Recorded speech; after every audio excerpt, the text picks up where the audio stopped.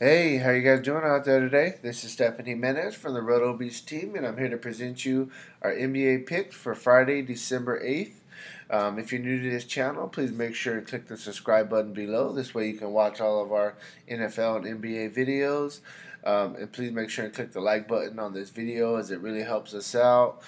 Also, if you want to play the actual lineups that we're playing every single day, please visit our website here at www.rotobeast.net. So, we'll jump into it. We got a nice little 8-game slate. It's not bad at all. There's some good spots that we could definitely take advantage of. First one first, we'll talk about Cleveland at Indiana. This game has a 219.5 total, which is the highest total on the slate. Of the lines that are out right now, Cleveland's favored by 2.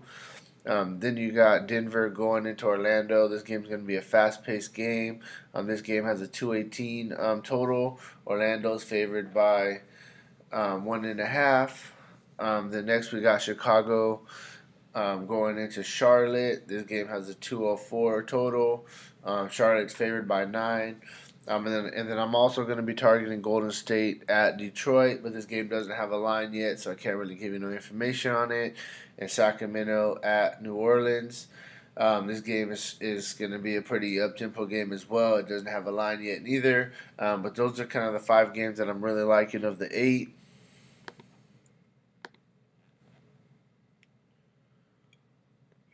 So we'll jump into it. I think one of the top point guards on the slate is going to be Kemba Walker, 8.7. The price tag has jumped up a little bit. That's a little bit scary. For him to hit value, you need about 43. I mean, he could definitely get there. He's averaging about 38 points per game this season. Another thing that I really do like about this matchup is going against the Bulls. They're almost in the bottom of the league and guarding the point guard position, as well as Kemba Walker. He's a lot better at home, so this is a really, really good combination for him, and I think he can have a really, really good game. Then we got Kyrie Irving. Kyrie Irving, his price dropped a little bit. He's only 7.8. For him to hit value, you need about 37, 38. I definitely think he can get there. Going against the Spurs team, this is going to be a tough matchup. I think it's going to be a slow tempo game. But Kyrie, he does his thing. He's averaging 38 fantasy points a game, pretty much what we need. So I definitely think he has a chance to get there tomorrow. I do like Kyle Lowry going against Memphis as well. He's been playing very well. He's been putting in work for the most part.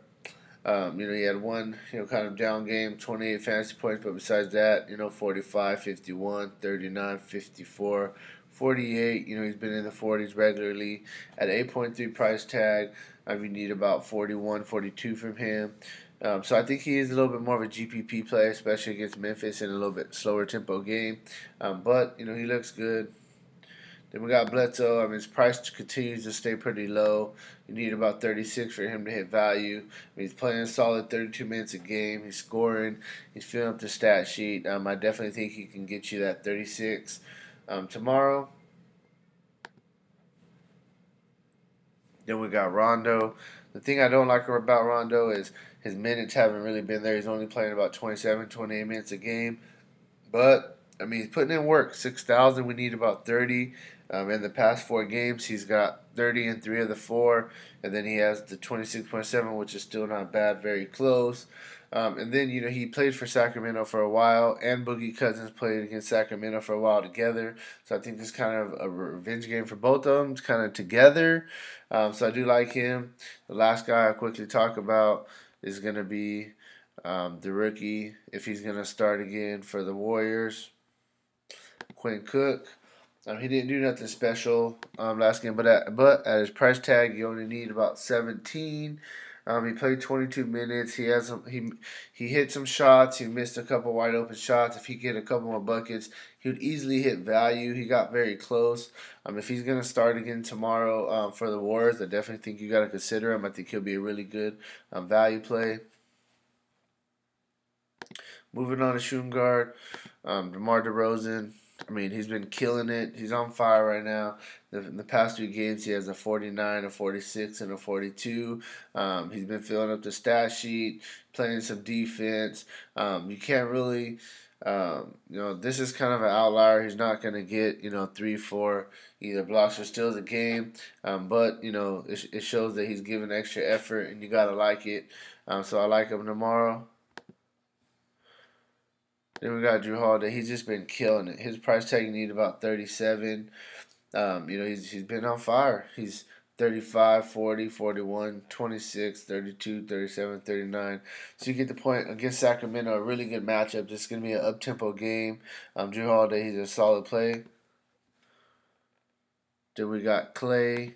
I'll just quickly mention him. Curry's out. His usage goes up. He's more of a GPP play because you need 35 for an hit value, and he doesn't get there too much, but he has a chance to get 30 points in 1 quarter any day. So definitely just take a look at him in GPPs.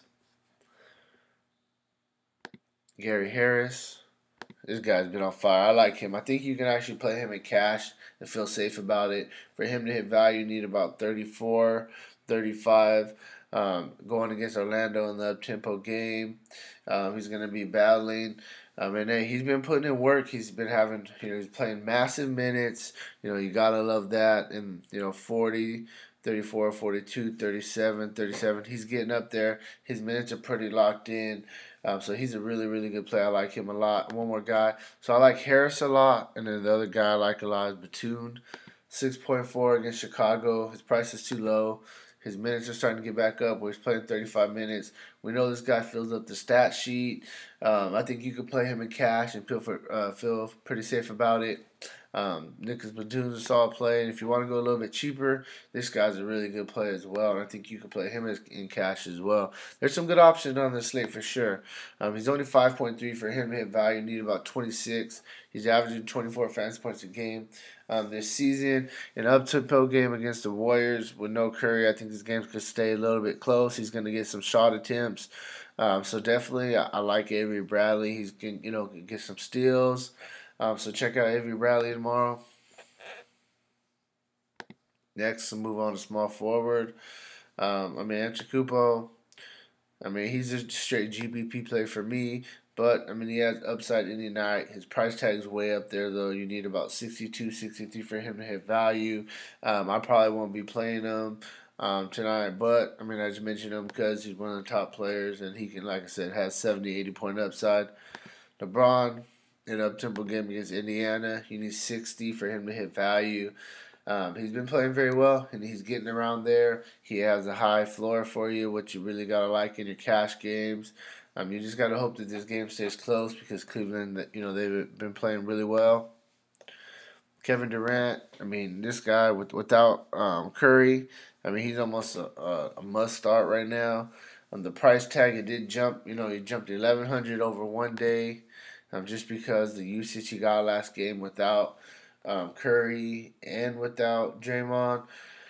But, the price tag is still way less than, it is for LeBron. In this game, I feel is going to be a little bit closer. So I feel really, really comfortable with putting Durant in my cash games. Barnes is just, he's solid. He needs 34 to hit value. He's just consistent. That's what he does for you. 42, 33, 30, 26, 40, 26, 37, 32. You get the point. He's very consistent. He's never really going to kill you. He gives you a high floor. He does a little bit of everything. So I do like Harrison Barnes. And then I like Simmons. His minutes are crazy right now. In the up-tempo game against Denver, his team's favored. The projector scored a lot of points. 38, 37, 34, 40. He's playing the massive minutes. He's filling up the stat sheet. He's playing defense. He hasn't had no crazy wild game, but, he's been very consistent. High 20s for the most part. For him to hit value, need about 30, 31. I definitely see him getting there tomorrow, getting very close. I like him. We'll go to power forward. I'm going to start with Aaron Gordon. In the up-tempo game, I mean, this guy, he's been playing very well this season. He's averaging 36 fantasy points a game. I will say his price tag is kind of high, and it scares me a little bit, to be honest. I don't know if I'm going to be playing him, but I think he's more of a GPP play. You need about 45, 46 for him to hit value. I mean, he can definitely get there. I'm not saying he can't. He just Oh, it scares me. But hey, he's playing a lot of minutes. I mean, that's a positive. So I do like him. I mean, I would rather pay down probably if Draymond's playing. Go with Draymond with no Curry. He's gonna have to do a little bit more. Last game he sat out. I do expect him to come back. He's gonna play mid 30 minutes. He's averaging 35 fantasy points a game. But without Curry, it's definitely, I feel he's gonna get 7 or 8 more fantasy points easily. Between a couple extra buckets, couple extra assists. So Draymond, I think he's a really. I like the Warriors, all of them. Period. With Curry out, and then if Draymond was out, then we got to go back to the kid. We'll talk about in a second. So we got Thaddeus Young. Consistency. That's what we're looking for in cash. 6,200. You need 31 for him to hit value. I mean, he's going to get you there. He's going to get you very close. He's averaging 28.4 fantasy points a game. And I think that's pretty much what he's going to get you, on a daily basis in general. He fills up the stat sheet. I like him a lot. I think he's going to get you there tomorrow. I think he's a great cash game play. Then we got Ibaka. This guy's just too cheap. He's only 5.1. You only need 25 for him to hit value. And look what he's done. I mean, look at this. 20.6, 24.9, 22, 21, 23, 20, 39. This is like, okay, it's nothing crazy that you're going to be like, oh, man. But if you just want to play somebody just for some salary relief that you know he's going to get you close to value, you play this guy and you just move on and you don't look back. And his minutes have been trending back up a little bit. I like Ibaka. Going against Memphis, he's not going to be the one that's having to worry about Marc Gasol. I'm not really worried about it. I like Ibaka. Last guy I'll talk about quickly, Marvin Williams, 4,400. Kaminsky's out. Marvin Williams is going to get a lot of minutes. I'm expecting him to play at least 35, 36 minutes tomorrow. I mean, he doesn't do nothing special, but with extra minutes, he's going to get you some extra buckets, some extra rebounds. You got to like that. Going against Chicago, a game that they're expected to win at home by a lot. So somebody's got to score. I think that he'll be in it. So I do like Marvin Williams. Center, Cousins. Gotta like Cousins, especially if Davis is out. I didn't play him last game. He went off for 78, and I was like, oh man, what did I do? I didn't play him. I ended up cashing still, which was crazy. But he was crazy high owned. And he went off for 78 fantasy points. I mean, Cousins has that upside. I mean, he had all these games where they were just mediocre, and he exploded. He was due. I mean, you gotta expect that from somebody like him. Going back. He's not going back. He's at home, but he's playing his old team in Sacramento. Every time he plays his old team, he's going to want to prove a point. So I like him tomorrow a lot. But if Davis is out, then I like him a lot more. So you got to kind of just pay attention to the news. Then we got Drummond going against the Warriors. The Warriors really don't have nobody that can match up with him. I mean, they're going to try to put Draymond a little bit. But Pachulia, we seen, got hurt last game. I don't know if he's going to be back. JaVale McGee only plays a couple minutes. Besides that, who else do they have to put on this guy? He has a chance at a massive game. He's been doing very, very well. For him to hit value, you need about 48. He's averaging 44 a game, and I think if this game stays close, which I expect it to, I think he's a really good play tomorrow. And we got Vooch. Vooch is Vooch. He's one of the best GPP plays because he could go off any night at a very affordable price tag. For him to hit value, you need about 42 and a half, about 43 fantasy points, I would say. He's averaging 36 fantasy points a game. In the past 3 games, he's had 2 monster games of 58 and 63 fantasy points. You gotta love that. He's playing defense. So definitely take a look at Vooch in the up-tempo game against Denver. Denver, remember they're without Jokic, so they don't have a super good big man.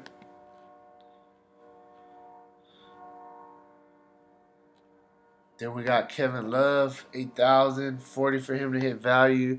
Kevin Love's been playing very well. One thing I don't like about Kevin Love is his minutes haven't really been there. His minutes, barely scraping 30. And that's the thing that really, really kind of frustrates me with him. But he's still producing. In the short amount of minutes, 55, 42, 45, 42, 36. It's very respectable. Very respectable. I wish his price tag was like 600 less. But yeah, he's solid though. I like him in the highest implied total game of the slate against Indiana. He's going to be going against Miles Turner. So definitely, Kevin Love, he's in play.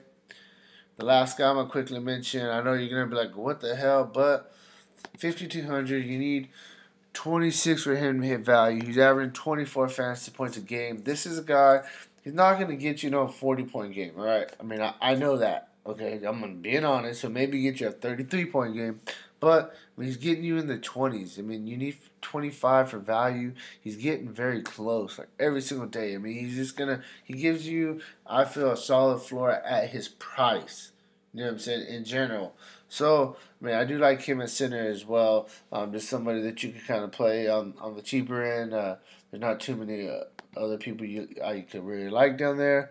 So, hey, that's kind of where I'm at. Oh, here, real quick. I've been doing it every day for you. So let me just do it. We will go to my line tonight. So I just snuck in. The line was pretty good. I scored 275. It was kind of a low scoring night. Westbrook, he was chalk and he didn't go crazy off. So it kind of kept the line down a little bit. So he was 97% owned. We won't talk about him. Rubio, this guy scared the shit out of me. He had 0 at halftime. I'm like, oh my God. He's only 26% owned. I was on the line. I was only down by like 2 or 3. And I'm like, bro, I just need a little bit. He ended up getting me 17.5. He really helped me get over the line. Rubio, hey, we needed 25 for value, but from 0 at halftime, 17.5 second half, I'm not complaining. Thank you for picking up the second half. Good job. We got Bradley Beal. He was only 26% owned. I thought he was going to be a little bit more owned against Phoenix. I guess people didn't like the price tag. For him to hit value, we needed about 43. He got us 45, got a couple extra. Bradley Beal was a good pick for us. Roberson, this guy, he was cheap, and I was trying to find a cheap guy that was playing a lot of minutes, that actually does stuff. And this guy, he fills up the stat sheet. Got 1 steal, 8 rebounds, 7 points, 2 blocks, 2 assists. He does a little bit of everything, and he plays 35 minutes. So I felt pretty safe with him against Brooklyn, a team that turns over the ball a lot. Then we got Covington against my Lakers. I just played him a couple nights ago. He got me 48 in almost a really similar matchup. For him to hit value, we needed 34. He went off for 41 at only 31% ownership. So he went 7 over value. So I was very happy with this pick. This guy was chalk, so it didn't really matter. 64% owned. For 4.6 for him to hit value, we needed about 23. He only got 17, but a couple other guys covered him. Randall, for him to hit value, we needed 24. He got us 29, so he gave us a +5, kind of cover some of Josh Jackson's. Carmelo, he was chalk, 76% owned, so it didn't matter. Value was about 34. He got us 27, so he was undervalued. But with his ownership, it didn't matter. That's one thing you sometimes you got to play the ownership game, especially in cash games. Gobert, I was a little frustrated with him. He didn't do horrible. He was only 6% owned at 7,600. I wanted, honestly, about 36 from him. He definitely, underperformed at only 22. but with some of my other guys picking it up, and it still worked out. I still hit my cash games. So yeah, that's kind of where I'm at. I hope this video helped you. If you want to talk about somebody that I didn't mention, hit me with a comment below. Let me know. And hey, let's make some money today. And talk to you later. Bye.